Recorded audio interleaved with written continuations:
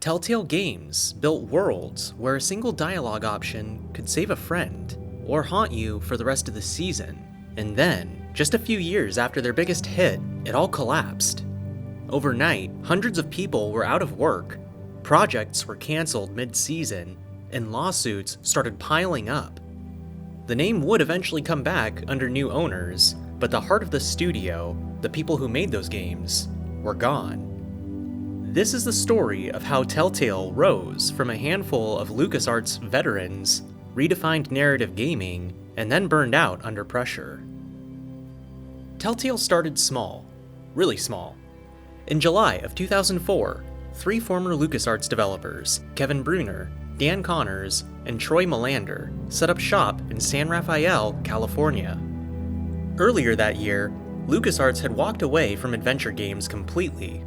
Full Throttle 2 and Sam & Max, Freelance Police, were both canceled, and when they realized that the kind of games that they loved were gone, they left to build a new kind of studio, one that told stories first and worried about puzzles later.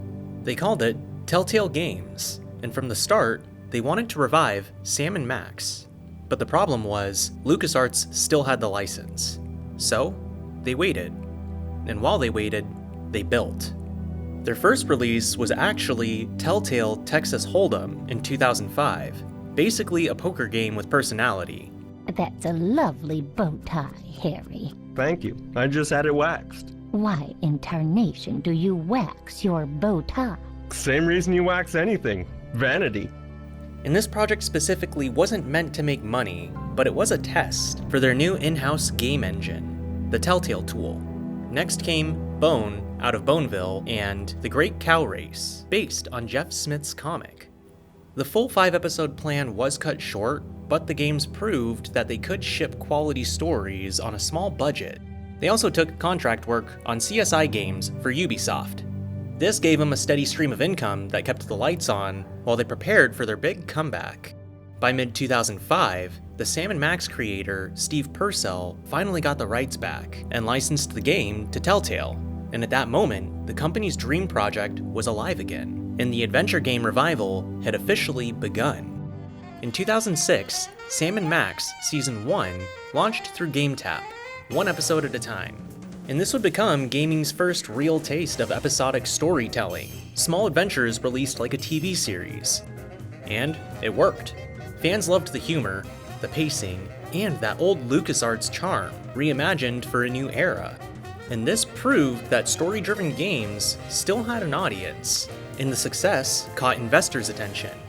From here, money started flowing in from groups like Keiretsu Forum, and Telltale began experimenting with other licenses. Wallace & Gromit, Homestar Runner, and through a revived LucasArts connection, Tales of Monkey Island. The studio continued to grow, and by 2010, they were expanding onto consoles, trying new markets, and launched their pilot program, with one-off experiments to test new ideas. But hidden behind those smaller games was something new taking shape, a rough prototype that would become their biggest hit ever. By 2010, Telltale was on the rise. They landed major deals with NBC Universal for Back to the Future and Jurassic Park. Back to the Future hit that sweet spot of nostalgia and charm, pulling in fans of the movies. But Jurassic Park, the game, that split people right down the middle.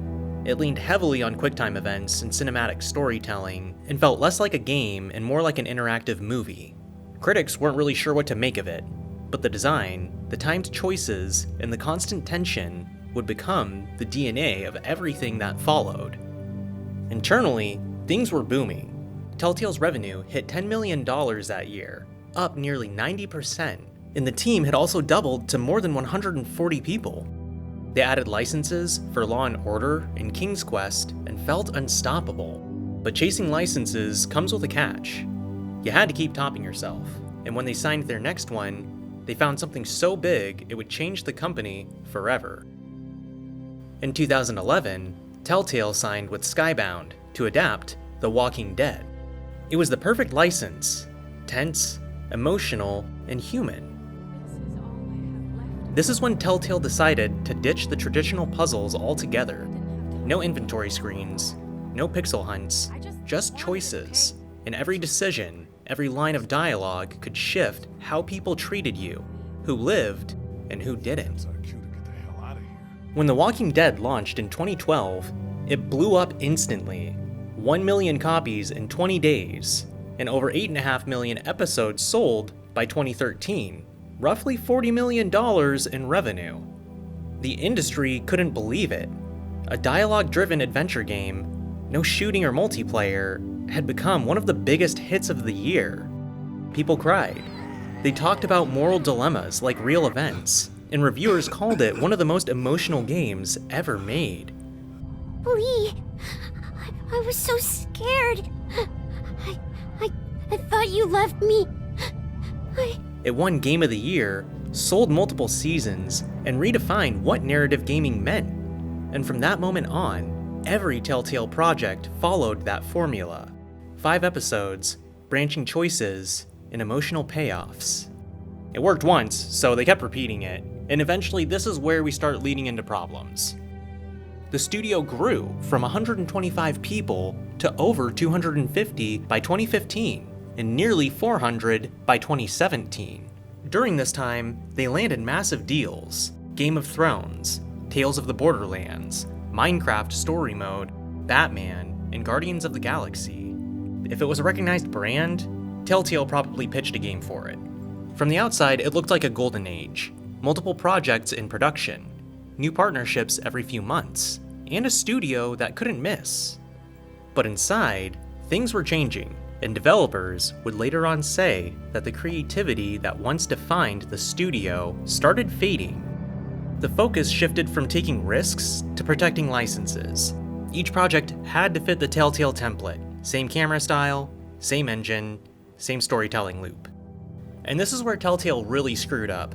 Instead of reinventing the adventure genre, they were now just replicating the same style of game on repeat, just different stories. And as Telltale ramped up production, the cracks started showing. Crunch culture at the studio became normalized. Developers described working 50 to 60-hour weeks, racing to hit impossible deadlines. Episodes had to release on schedule no matter what, because the company's entire business model depended on it. Meanwhile, their in-house Telltale tool was falling apart. It was the same engine they'd used since 2005, patched and stretched past its limits. And actually, until 2016, it didn't even have a physics system, and the lighting effects had to be built by hand. The result? Performance bugs, crashes, animation glitches, and a growing reputation for technical issues. Inside the studio, morale dropped. Under CEO Kevin Bruner, creative rewrites were constant. Narrative designers said they'd see entire scripts rewritten days before certification, and one change could literally ripple through every single department: animation, QA, audio, throwing weeks of work out the window. And developers would soon describe it as a culture of fear. Nobody wanted to push back because layoffs were always rumored. And despite all of the hours and stress, only a handful of projects were actually profitable. The Walking Dead Season 1, Minecraft Story Mode, and some publishing revenue from 7 Days to Die. Games like Batman, the Telltale series, didn't just underperform, they actually lost quite a bit of money. In 2017, the board forced a change. Kevin Bruner stepped down as CEO after reports of growing tension with the team, and was replaced with Pete Hawley, a former Zynga executive that stepped in during the fall. And his plan was simple: just make fewer, better games. Shortly after Pete took control as head of the studio, Telltale laid off about 90 people, roughly a quarter of its staff, and announced it was scaling back to improve quality. And internally, things did start to feel different.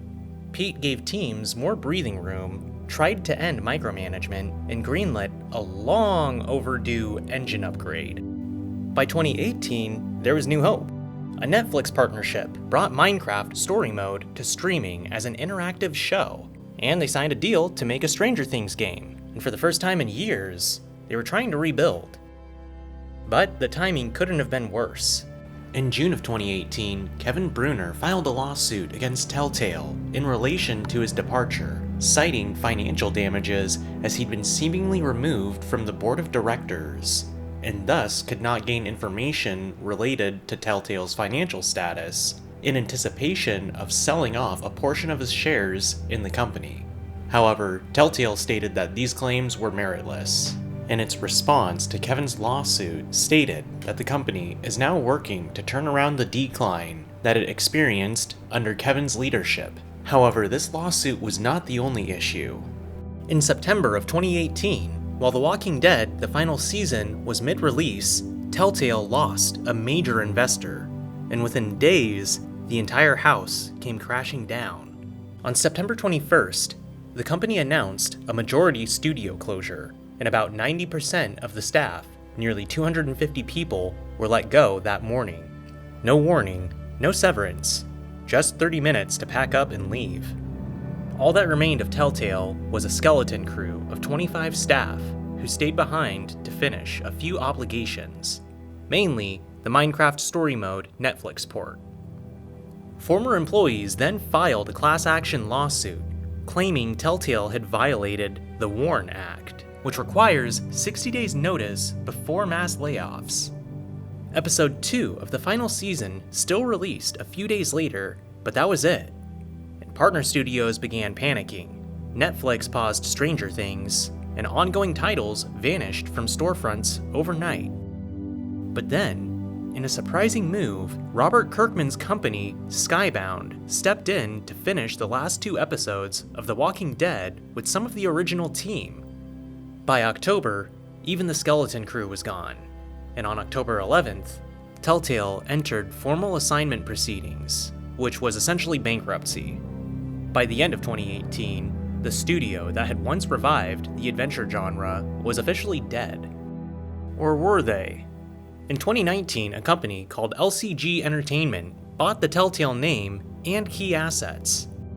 They reopened as Telltale Games, this time based in Malibu, with Jamie Ottley and Brian Waddell leading the charge. The new team was clear.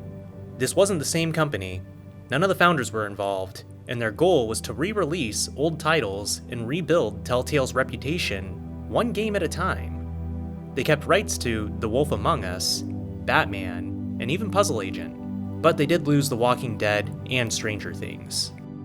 The first project under the new banner was Batman, the Telltale series remastered, in 2019, followed by the announcement of the incredibly anticipated Wolf Among Us 2, developed with Ad Hoc Studio, founded by former Telltale veterans. But the response was mixed. Some fans were hopeful, and others were skeptical about reviving a brand without addressing the old debris or the people who'd been burned. By 2022, roughly half the new staff were original Telltale alumni, trying once again to bring stories back. Telltale's biggest strength was also its fatal flaw. The episodic model was genius for its time, releasing chapters over time to get early revenue and keep players engaged for months. But in practice, it chained the studio to repetition in a brutal schedule. Each episode had to be written, designed, tested, and certified in just weeks. There was no time to polish or plan ahead, and one delay could wreck the entire season's budget. Meanwhile, the Telltale tool, their aging engine, became an anchor. As I said earlier, until 2016, it didn't even have a physics engine, which meant they had to build the lighting by hand, and also, every new console generation meant headaches. By 2016, they tried upgrading to DirectX 11 with new lighting and physics, but it was too late. The infrastructure just couldn't keep up with the company's growth. Just months before the collapse, they actually had been transitioning to Unity for Stranger Things, but the switch came way too late. Telltale's death wasn't from one bad earnings report, it was a stack of choices. They grew too fast, nearly 400 people in 2017, while running 4 massive IPs at once. They built everything on an aging toolset that couldn't support it. They pushed their team to exhaustion with constant rewrites in 60-hour work weeks. They relied on high-priced licenses that drained budgets and left little room for risk. And when one investor pulled out, the whole structure collapsed overnight. In the end, a studio built on giving players the illusion of control lost control of its own story. Today, the Telltale name still exists. Some of the old team is back, working under new leadership, building games like The Expanse and The Wolf Among Us 2. But the original studio died in 2018. And if there's one lesson to take from that story, it's that you can't crunch forever, you can't build on a broken foundation, and you can't promise fewer, better games unless you actually mean it. Telltale gave us choices, consequences, and some of the most emotional stories gaming has ever seen.